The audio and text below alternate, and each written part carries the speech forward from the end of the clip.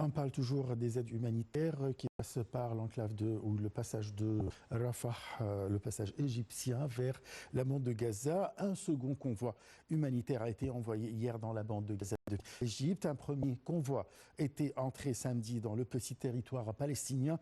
Au total, 17 camions d'aide ont passé le terminal de Rafah, le seul accès de la bande de Gaza qui ne soit pas contrôlé par Israël, plutôt 20, puis 14, pardon. Voilà, je vous laisse avec un commentaire.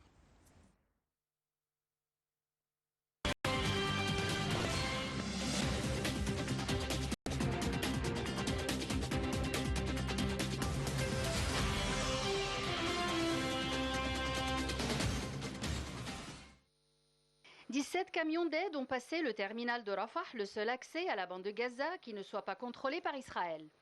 L'aide humanitaire de l'ONU, contenant uniquement de l'eau, de nourriture et du matériel médical, a été acheminée dans le sud de la bande de Gaza aujourd'hui par le point de passage de Rafah, a indiqué l'organe du ministère israélien de la Défense, supervisant les activités civiles dans les territoires palestiniens. Des sources de sécurité israéliennes ont par ailleurs détaillé que cela s'inscrivait dans le cadre de la réponse d'Israël à la demande du gouvernement américain de ne pas entraver l'arrivée des aides humanitaires en provenance d'Égypte tant que ces aides ne parviennent pas aux mains du Hamas. Côté égyptien, une source au Croissant Rouge en charge de l'acheminement de l'aide a indiqué que les camions avaient été envoyés au terminal de Karm Abou Salim qui relie l'Égypte, Gaza et Israël. Les camions ont été inspectés et fouillés durant plus de 3 heures avant d'être déclarés prêts à entrer. Par ailleurs, plusieurs camions-citernes ont acheminé du carburant stocké dans un réservoir situé dans le point de passage entre le territoire palestinien et l'Égypte, a indiqué le chef du service de presse de l'administration de la partie palestinienne du terminal.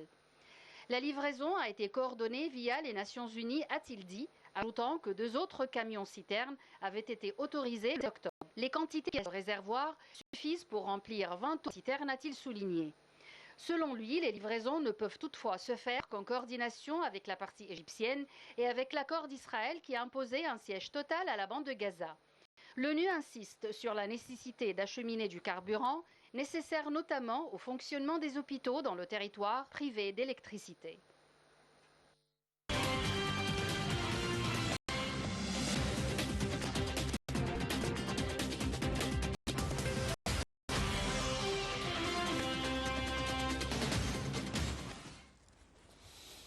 Et pour aborder le même sujet, nous avons le plaisir d'accueillir au bout du fil Dr Assam Abdel Fattah, ministre d'analyse de discours. Bonsoir. Oui, bonsoir. Alors, il y a beaucoup de déclarations de la part des dirigeants du monde. Je cite par exemple le président américain Joe Biden, le premier ministre israélien Netanyahou, le ministre des Affaires étrangères européen Borrell. Alors, tous, ils sont d'accord sur le passage des aides humanitaires vers la bande de Gaza. Pourtant, vraiment, le passage est très lent. C'est insuffisant d'après les Nations Unies. Alors, comment analysez-vous le discours de ces dirigeants concernant le passage? Ah oui, il y a beaucoup d'interprétations. En effet, ce n'est pas seulement les aides alimentaires sont insuffisantes et les médicaments, mais il y a aussi une interdiction fatale sur l'introduction du carburant, le fuel. Oui. Et c'est qui est nécessaire pour faire fonctionner les générateurs. Ça, c'est catastrophique, c'est dramatique.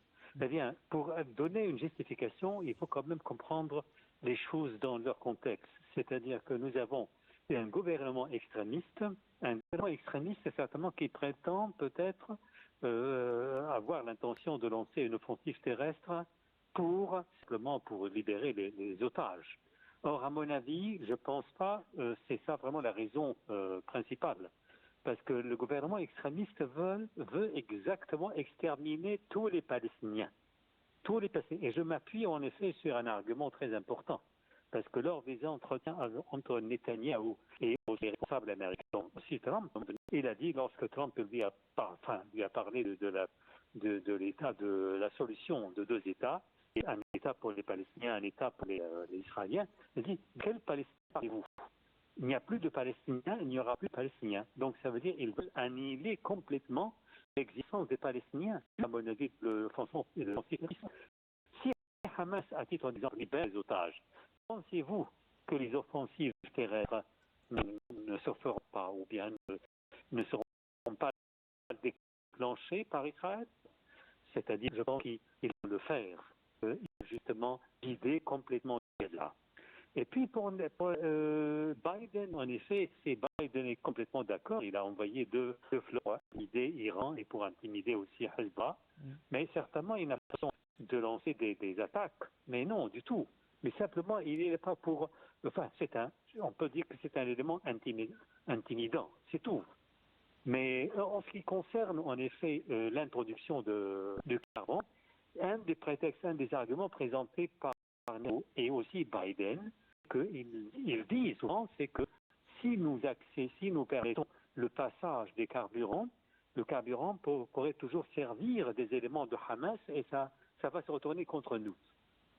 Donc vous voyez, ça c'est un prétexte parce qu'actuellement Hamas n'est pas visible du tout. Il est caché quelque part. Et même le tunnel de Hamas, c'est une ville souterraine sous Gaza. Et jusqu'à maintenant, l'armée israélienne n'arrive pas à y parvenir. Donc, ce sont les arguments présentés par... Mais le plan d'Israël, c'est quoi? C'est de vider Gaza coûte que coûte. Oui. D'accord. Là, je répète quand même une déclaration de la part du président américain Joe Biden quand il a dit hier que la seule solution, c'est la création de deux États côte à côte, un État palestinien côte à côte d'un État israélien. Est-ce qu'il est sérieux là? Non, absolument pas. Depuis combien de siècles, M. Ashraf, il ne cesse, les Américains, les présidents américains, les secrétaires d'État et les pays européens ne cessent de dire solution à deux États. Quelle a été la réponse d'Israël? Ouais. Quelle a été la réponse? C'est la réponse de Hamas aussi. Oui, en effet, c'est Hamas, pas du tout. Je pense que c'est-à-dire que Hamas peut-être réagit par la négative seulement parce qu'il voit en fait une attitude négative, complètement négative d'Israël. C'est tout, mais je pense que c'est... au début, certainement, Hamas, je suis d'accord avec vous, elle adoptait vraiment une attitude un peu fanatique, c'est-à-dire refus absolu. Mais actuellement, les Palestiniens sont d'accord sur la solution à deux États, mais ils ne croient pas Israël. Et d'ailleurs, ils ont raison quand même, parce que ici, le gouvernement israélien, depuis 2022, c'est-à-dire après les législatives, en effet, le gouvernement israélien est composé de figures très extrémistes, de droite fondamentaliste juive. Oui. Et c'est-à-dire qu'ils partagent la même idée. C'est quoi? C'est le retour de la terre, c'est la terre d'Israël. Il faut faire disparaître, gommer complètement les Palestiniens. Donc vous voyez, et regardez ce qui se passe à Gaza actuellement. Ils savent très bien que les membres de Hamas ne sont pas dans les bâtiments, dans les hôpitaux, les écoles. Ils prétendent qu'il y a des équipements de Hamas cachés sous les hôpitaux et sous les écoles.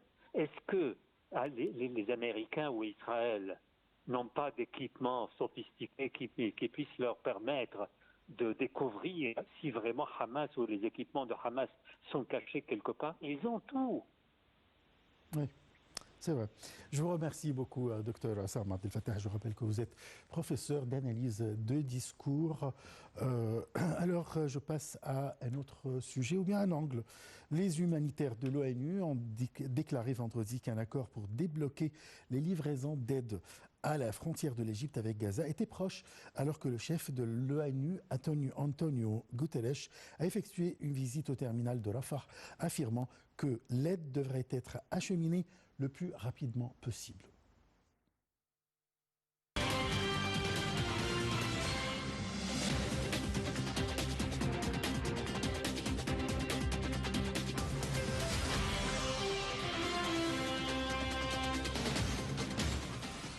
secrétaire général de l'ONU, Antonio Guterres, a effectué vendredi une visite au terminal de Rafah pour préparer l'arrivée de l'aide humanitaire. Il a affirmé que l'aide devait être acheminée le plus rapidement possible. Dans un discours passionné du côté égyptien du mur, il a pointé derrière lui et a parlé des 2 millions de personnes coincées sans provision suffisante depuis près de 2 semaines. Nous sommes témoins d'un paradoxe. Derrière ces murs, nous avons 2 millions de personnes qui souffrent énormément, qui n'ont ni eau, ni nourriture, ni médicaments, ni carburant, qui sont sous le feu, qui ont besoin de tout pour survivre, a-t-il dit. De ce côté-ci, a poursuivi M. Guterres en désignant le convoi transportant des fournitures vitales, nous avons vu tellement de camions chargés d'eau, de nourriture, de médicaments. C'est une bouée de sauvetage. Cela fait la différence entre la vie et la mort pour beaucoup de personnes à Gaza. Voir le convoi bloqué à la frontière montre très clairement ce qui doit se passer, a-t-il ajouté. Nous devons absolument faire circuler ces camions le plus rapidement possible et autant que nécessaire, a-t-il déclaré. Nous souhaitons que les convois soient autorisés en nombre significatif et que les camions se rendent chaque jour à Gaza pour apporter un soutien suffisant à la population. Il est absolument essentiel de résoudre ces problèmes rapidement, a-t-il souligné. Il a également remercié le gouvernement égyptien et les partenaires humanitaires pour leurs efforts. Il est impossible d'être ici sans avoir le cœur brisé, a-t-il déclaré, ajoutant qu'il espérait que l'aide alimentaire et les médicaments qu'il avait vus dans les avions arriver serviraient aux personnes qui en ont le plus besoin et qu'un jour il y aura la paix avec la solution à 2 États. M. Guterres a appelé à plusieurs reprises le Hamas à libérer les otages immédiatement et sans condition, et le Haut-Commissariat des Nations Unies aux droits de l'homme a souligné que la prise d'otages est interdite par le droit international.